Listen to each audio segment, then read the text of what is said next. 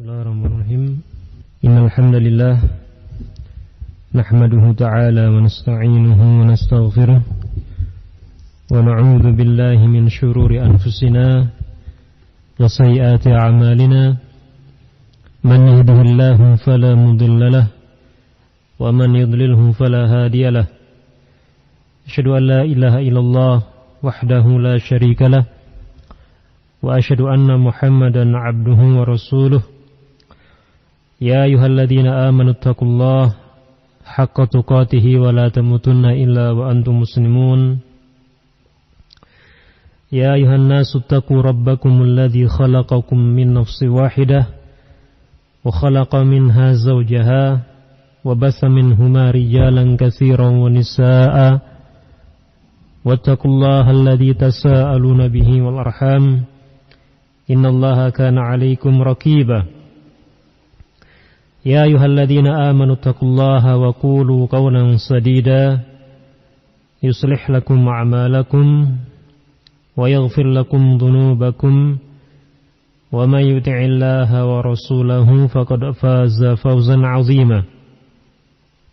Tsumma amma ba'd, fa inna asdaqal hadithi kitabullah wa khairal hadi hadi Muhammadin sallallahu alaihi wasallam wa syarrul umuri muhdatsatuha wa kullu muhdatsatin bid'ah wa kullu bid'atin dhalalah wa kullu dhalalatin finnar. A'adzani Allahu wa iyyakum minan nar. Ma'asyiral muslimin rahimakumullah. Melanjutkan pembahasan fatwa Arkanul Islam. Pada kesempatan malam ini kita akan membaca penjelasan Syekh Al-Utsaimin rahimahullah tentang salah satu tawassul yang diperbolehkan dalam agama Islam. Dijelaskan dalam kitab ini pada halaman yang ke-180. Beliau rahimahullah mengatakan, atawassulu ilallahi azza wa jal bidu'air rajulus salih alladhi turja ijabatuh. Sebelum lebih lanjut kita membaca keterangan beliau rahimahullah, perlu diketahui bahwa tawassul itu secara syar'i artinya adalah mengambil wasilah, mengambil sarana agar doa atau keinginan seseorang lebih diterima oleh Allah Subhanahu wa taala. Ini pengertian tawassul secara syar'i. Tawassul sendiri diambil dari kata wasilah, sarana. Sehingga arti tawassul dalam pembahasan kita saat ini adalah mengambil wasilah, mengambil sarana agar doa atau keinginan seseorang lebih diterima oleh Allah Subhanahu wa taala. Maka ini merupakan sebuah pembahasan yang cukup penting, mengingat tidak jarang kaum muslimin yang melakukan berbagai tawassul untuk mendekatkan diri kepada Allah Subhanahu wa taala. Dengan tawassul yang sangat banyak dan beragam. Ada tawassul yang syar'i dan hukumnya mubah. Kenapa? Karena memang ada tuntunannya dalam agama Islam. Namun ada juga tawassul yang diharamkan dalam Islam karena terkandung padanya kesyirikan kepada Allah Subhanahu wa taala. Atau paling tidaknya tidak ada contoh dari Nabi Shallallahu Alaihi Wasallam dan para sahabatnya. Sehingga penting untuk mengetahui apa saja tawassul yang diperbolehkan secara syar'i. Nah, di antaranya adalah apa yang telah beliau sebutkan tadi, bertawassul kepada Allah Azza wa Jal bidu'ai rajulis salih, dengan doa orang saleh, alladzi turja ijabatuh, yang diharapkan doanya akan terkabulkan.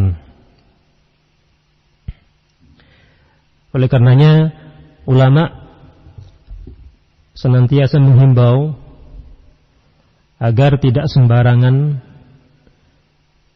ketika melakukan tawassul, terkhusus ketika meminta doa kepada orang lain. Hendaknya selektif ketika meminta doa kepada seorang muslim, meminta didoakan oleh seorang muslim. Hendaknya memilih seorang muslim yang soleh, seorang hamba yang bertakwa kepada Allah Subhanahu wa ta'ala. Secara zahir nampak padanya ada ketakwaan kepada Allah Subhanahu wa ta'ala, sehingga doa yang dipanjatkan akan terkabulkan.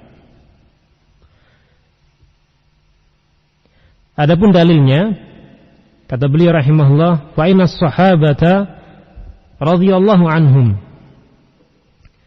kanu yas'aluna an-nabiy sallallahu alaihi wasallam.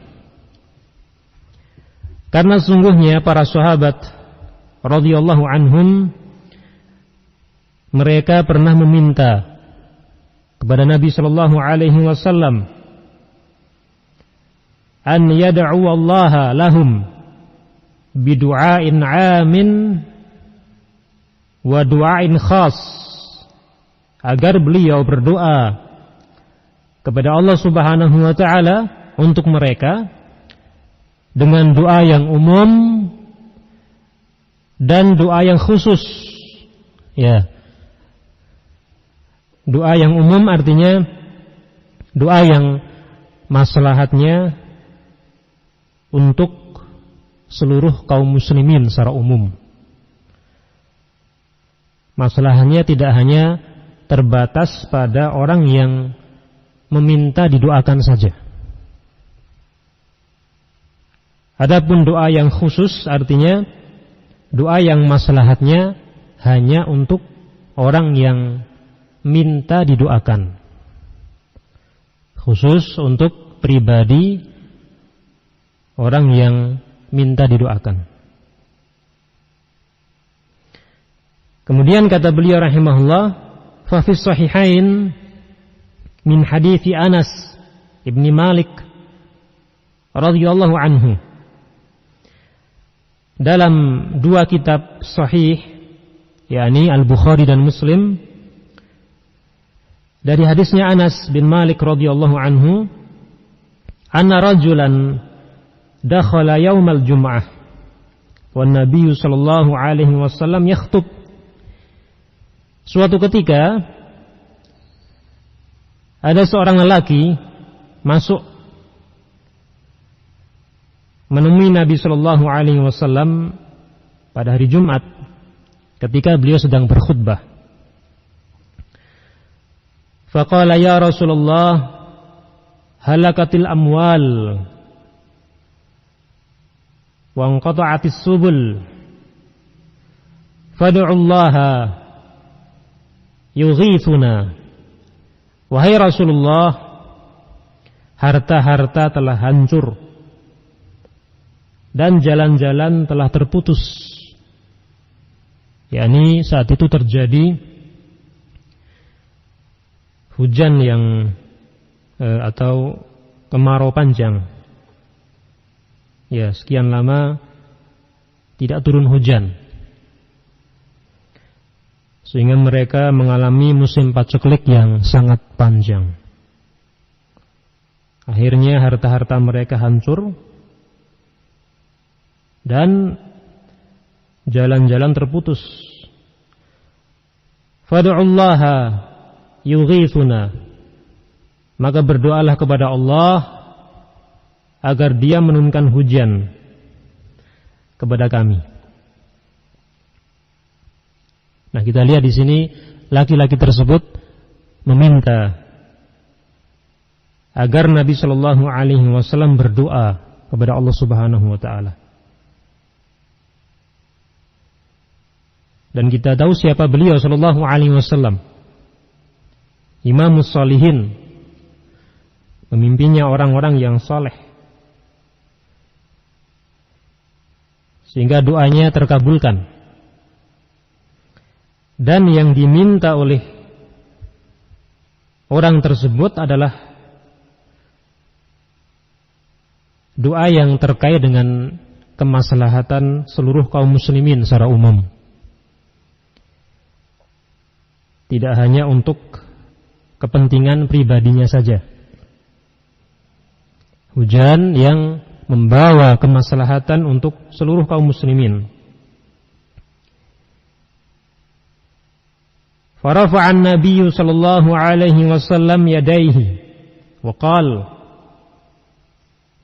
Allahumma aghithna thalatha marrat. Maka Nabi sallallahu alaihi wasallam mengangkat kedua tangannya seraya mengatakan, Allahumma aghithna thalatha marrat. Ya Allah, turunkanlah hujan kepada kami. Thalatha marrat, beliau mengucapkan doa tersebut sebanyak 3 kali.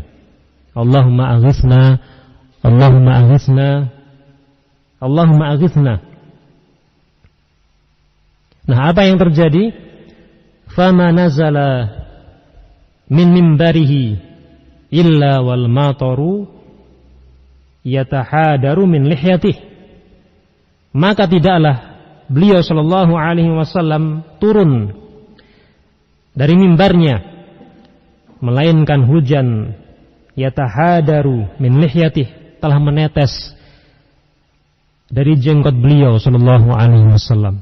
Ya subhanallah, doa yang sangat mustajab, langsung dikabulkan oleh Allah Subhanahu wa taala. Wa baqiyal mataru usbu'an kamila. Dan bahkan hujan tersebut bertahan selama 1 minggu penuh. Bertahan selama 1 pekan penuh. Terus terjadi hujan selama 1 pekan.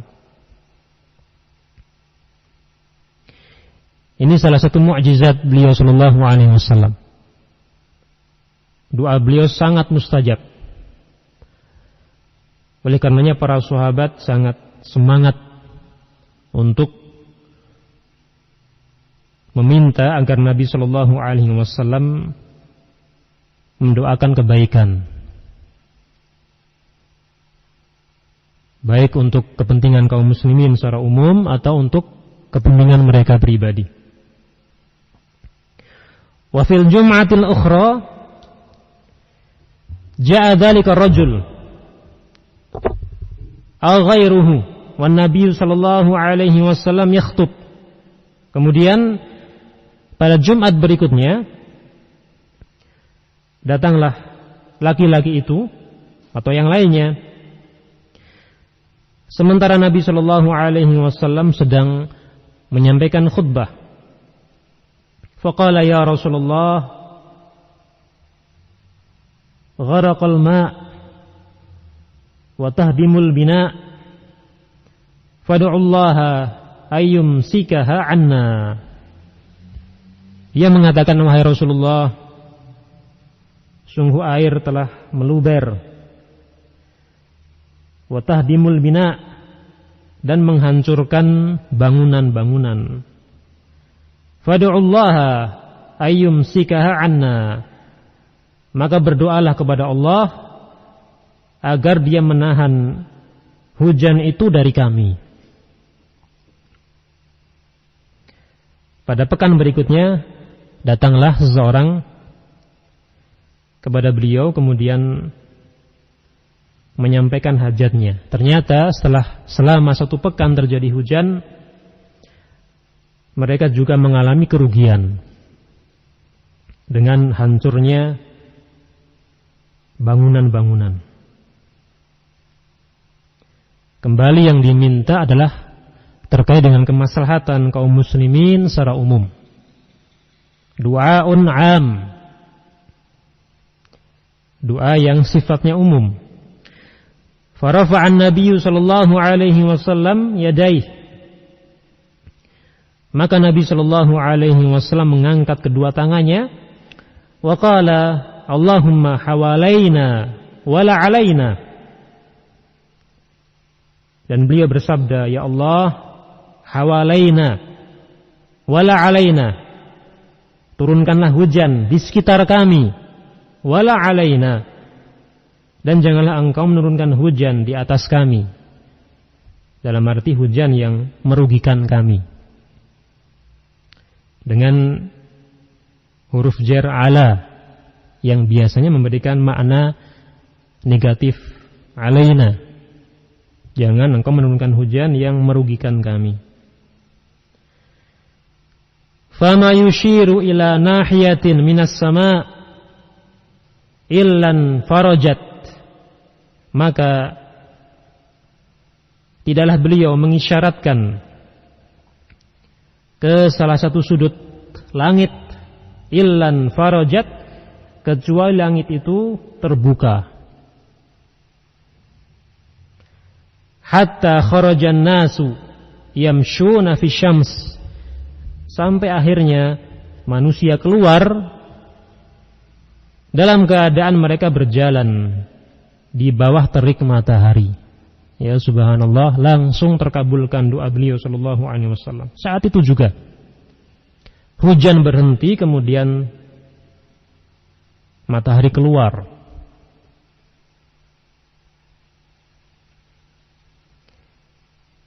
Kisah ini disebutkan oleh Al-Bukhari dan Muslim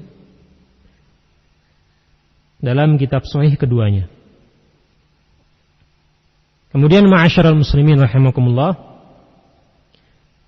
beliau mengatakan wa hunaka iddatu waqa'i', dan di sana ada beberapa peristiwa. Salah sahabatun Nabiya sallallahu alaihi wasallam, yang mana para sahabat meminta kepada Nabi sallallahu alaihi wasallam an yad'u lahum ala wajhil khusus, agar beliau berdoa untuk mereka secara khusus. Ya, dalam arti doa jenis yang kedua tadi, doaun khas, doa khusus, doa yang maslahatnya hanya untuk orang yang minta didoakan. Wa min dalik, dan di antara contohnya, anna Nabiya sallallahu alaihi wasallam dzakara anna fi ummatihi 70,000 yadkhuluna al-jannata bighairi hisabin wala adab. Bahwa Nabi sallallahu alaihi wasallam pernah menyebutkan akan ada di antara umat beliau 70.000 orang yang masuk surga tanpa hisab dan tanpa azab. Siapakah mereka? Wahumul ladzina la yastarqun wa la yaktawun wa la yatatayyarun wa ala rabbihim yatawakkalun. Beliau sallallahu alaihi wasallam tidak menyebutkan secara khusus siapa saja individu-individunya, karena cukup banyak umat beliau yang akan masuk surga tanpa hisab dan tanpa azab. Namun beliau menyebutkan beberapa ciri mereka. beberapa kriteria orang yang akan masuk surga tanpa hisab dan azab.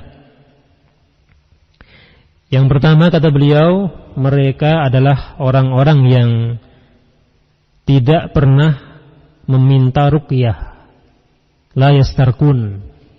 Ini sifat yang pertama. Orang-orang yang tidak pernah meminta ruqyah. Kalau ruqyah sendiri merupakan sebuah amal soleh, namun yang dimakruhkan adalah meminta ruqyah. Nah, kenapa hukumnya makruh? Kata para ulama, karena menunjukkan kurangnya tawakal pelakunya kepada Allah Subhanahu wa ta'ala. Maka istirqa, ya, meminta ruqyah hukumnya makruh. Wala yaktawun, kemudian sifat yang kedua adalah mereka la yaktawun, tidak melakukan kai. Kai adalah salah satu metode pengobatan dengan cara menempelkan besi panas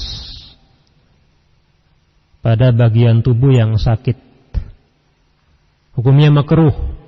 Kenapa? Karena mengandung unsur ta'dzib, penyiksaan terhadap diri sendiri. Maka kai hukumnya makruh. Wala yatatayyarun, kemudian sifat yang ketiga, mereka tidak melakukan tatayyur, tidak melakukan tiarah. Apa itu tiarah? Tiarah itu artinya at-tasya'um bimasmu' au ghairihi. Tiarah adalah merasa sial atau merasa pesimis karena melihat atau mendengar sesuatu. Diambil dari kata toir yang artinya burung. Karena dahulu orang-orang Arab jahiliyah, mereka biasa melakukan tatoyur dengan sarana seekor burung. Sebelum pergi melakukan suatu aktivitas, mereka akan menerbangkan burung. Kalau burung tersebut terbang ke arah kanan, maka menjadi pertanda kebaikan. Dan sebaliknya, kalau terbang ke arah kiri, maka ini menjadi tanda kesialan. Kalau terbang ke kanan, mereka semakin semangat untuk melakukan aktivitasnya. Kalau terbang ke kiri, mereka menjadi sedih, kemudian mengurungkan niatan untuk melakukan aktivitas pada hari itu. Adapun sekarang sarana melakukan tiarah sangat banyak dan beragam. Ada yang melakukan tiarah dengan selain burung, dengan hari, dengan bulan, dengan angka, dan lain sebagainya. Wala rabbihim yatawakkalun, kemudian kriteria yang keempat adalah mereka orang-orang yang hanya bertawakal kepada Rabb mereka, kepada Allah Subhanahu wa ta'ala. Faqama Ukashah bin Mihsan, maka bangkitlah Ukashah bin Mihsan, wa qala ya Rasulullah ud'ullaha ay yaj'alani minhum, dan beliau mengatakan, wahai Rasulullah, berdoalah kepada Allah agar Allah menjadikan aku termasuk dari mereka. Faqala anta minhum, beliau pun mengatakan anta minhum, kamu termasuk bagian dari mereka. Hadis riwayat Al-Bukhari dan Muslim. Maka syahid dalam kisah ini adalah permintaan Ukasyah bin Mihsan kepada Nabi sallallahu alaihi wasallam agar berdoa untuk kemaslahatan beliau secara pribadi. Beliau minta agar Allah Subhanahu wa taala menjadikan beliau termasuk dari golongan orang-orang yang masuk surga tanpa hisab dan tanpa azab. Kemudian ma'asyiral muslimin rahimakumullah, beliau mengatakan fahadha aidan minat tawassul al-jaiz. Maka ini juga termasuk tawasul yang diperbolehkan. Wa huwa an yatlubal insanu min syakhsin turja ijabatuhu an yad'u Allah ta'ala lah, yaitu seorang meminta kepada orang lain yang diharapkan doanya akan terkabulkan, agar dia berdoa kepada Allah Subhanahu wa taala untuk kepentingan pribadinya. Illa annal ladzi yanbaghi an yakuna sa'il yuridu bidzalika naf'a nafsihi. Beliau ingatkan di sini, hanya saja hendaknya orang yang meminta doa yuridu bidzalika naf'a nafsihi, dia menginginkan dengan hal itu untuk kemaslahatan dirinya, wa naf'a akhihi, dan untuk kemaslahatan saudaranya. Ini poin penting yang perlu diperhatikan.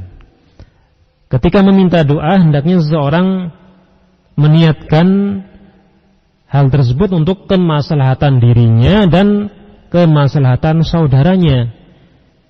Alladzi talaba minhu du'a, yang dia mintai doanya. Sehingga kemaslahatan tersebut mencakup kedua belah pihak. Kemaslahatan orang yang meminta doa dan kemaslahatan orang yang dimintai doanya. Hatta la yatamahhadu as-su'alu li nafsihi khassah, sehingga permintaan itu tidak hanya untuk dirinya sendiri saja, untuk kepentingan pribadinya saja. Li'annaka idza aradta naf'a akhika wa naf'a nafsik sara fi hadza ihsanun ilaih. Karena sesungguhnya apabila engkau hendak memberikan manfaat untuk saudaramu dan untuk dirimu sendiri, sara fi hadza ihsanun ilaih, maka ini akan menjadi kebaikan untuk dirinya. Kita juga terhitung telah melakukan amal kebaikan untuk dirinya. Nah, kenapa demikian? Beliau jelaskan lebih lanjut, fa inal insana idza da'a li akhihi fi dhahril ghaib. Karena sungguh seseorang jika dia berdoa untuk saudaranya fi dhahril ghaib, tanpa sepengetahuan saudaranya tersebut, qalal malak amin walaka bimislin, maka malaikat akan mengatakan amin walaka bimislin, dan engkau akan mendapatkan hal yang semisal dengannya, engkau akan mendapatkan yang serupa dengannya. Dia didoakan oleh malaikat agar mendapatkan hal yang serupa. Dan kita tahu doa malaikat sangat mustajab. Alaysa kadzalik? Amin walaka bimislin. Maka dengan meminta doa kepada orang lain, maka seseorang telah memberikan kesempatan kepada orang tersebut, ya, kepada saudaranya, untuk mendapatkan doa malaikat. Dan kita tahu doa merupakan ibadah. Ad-du'a wal ibadah. Kita juga bisa memberikan peluang kepada orang lain untuk berdoa kepada Allah Subhanahu wa ta'ala, sehingga dia akan mendapatkan pahala. Maka penting untuk menghadirkan niatan seperti itu. Jangan kemudian egois, sebatas mementingkan kemaslahatan untuk dirinya sendiri, namun juga niatkan pula hendaknya untuk memberikan peluang kepada orang lain agar berdoa kepada Allah Subhanahu wa ta'ala, dan agar mendapatkan doa para malaikat yang tentunya sangat mustajab. Demikian yang beliau jelaskan. Kemudian, ma'asyiral muslimin rahimakumullah, perlu kita ingatkan di sini bahwa para ulama juga menjelaskan terkait dengan pembahasan ini. Tentunya lebih afdal bagi seorang hamba untuk langsung berdoa kepada Allah Subhanahu wa ta'ala tanpa melalui perantaraan orang lain. Sehingga ulama menjelaskan jangan sampai menjadikan hal ini sebagai kebiasaan atau rutinitas yang sering dilakukan oleh seorang hamba. Boleh meminta doa kepada orang lain atau orang yang soleh, namun jangan dijadikan sebagai sebuah adat kebiasaan atau rutinitas. Lebih afdal untuk langsung berdoa dan memohon kepada Allah Subhanahu wa ta'ala.